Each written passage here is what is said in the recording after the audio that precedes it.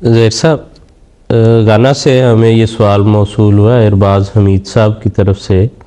وہ پوچھنا چاہتے ہیں کہ اگر ظہر کی سنتیں انسان فرض نماز سے پہلے نہیں ادا کر سکا، ویسے وقت پر پہنچا ہے کہ جماعت کھڑی ہے، سنتیں وہ پہلے نہیں پڑھ سکا، تو بعد میں وہ جو پہلے والی 4 سنتیں ہیں ان کی ادائیگی کا کیا طریق ہوگا؟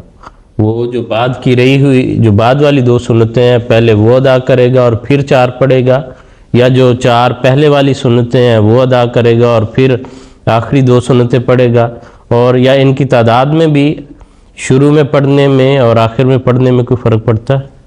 بات دراصل یہ ہے کہ حضور صلی اللہ علیہ وسلم کی بعض حضور کے وہ نوافل جس کو حضور نے بڑی باقاعدگی سے پڑھا ان کو سنت موقدہ کہا جاتا ہے، اور ہر نماز سے پہلے یا بعد میں ایسی سنتیں موجود ہیں. اور چونکہ آپ نے ظہر کے متعلق پوچھا تو اس میں 4 سنتیں پہلے اور 2 بعد میں، یہ وہ سنتیں ہیں جو سنت موقدہ کہلاتی ہیں جس کو حضور نے بڑی باقاعدگی سے پڑھا.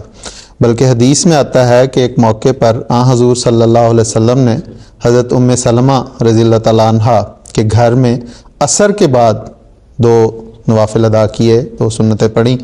تو حضرت عام طور پہ حضور صلی اللہ علیہ وسلم کا یہ ہدایت ہے کہ عصر کی نماز کی ادائیگی کے بعد سورج کے غروب ہونے تک کوئی نماز نہیں پڑھی جاتی، نفل نماز.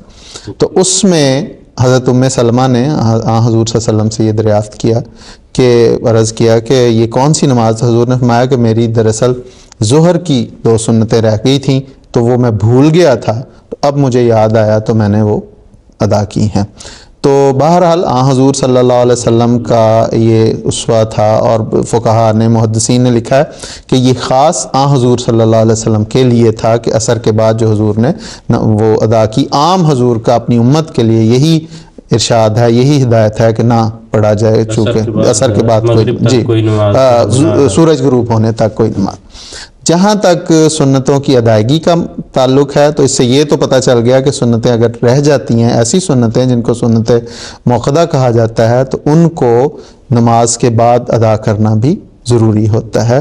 اس لیے اس میں فقہاء نے یہ لکھا ہے کہ وہ ترتیب اس کی یوں ہوگی کہ وہ ظہر کی فرض نمازوں کے بعد پہلے بعد کی جو سنتیں ہیں ان کو وہ ادا کرے گا 2 سنتیں، اور پھر اس کے بعد وہ 4 سنتیں ادا کر لے گا. لیکن یہ کوئی اس کی احادیث میں ایسا کوئی ذکر نہیں آتا، اور یہ کوئی ایسا تکلف والی بات محسوس ہوتی ہے. اس لیے جس ترتیب سے بھی وہ پڑھنا چاہے اس کو وہ سنتیں ادا کر لینی چاہیے. وہ 2 سنتیں پہلے پڑھ کے پھر 4 پڑھ سکتا ہے، یا پہلے 4 پڑھ کے پھر 2 پڑھ سکتا ہے. تو دونوں طریق پسندیدہ ہیں، کوئی ایسی اس میں کوئی حضور صلی اللہ علیہ وسلم سے کوئی ممانعت نہیں. فلاں سنتیں پہلے ادا کریں اور دوسری جو ہے وہ بعد میں کریں. جی ٹھیک ہے، جزاک اللہ. جی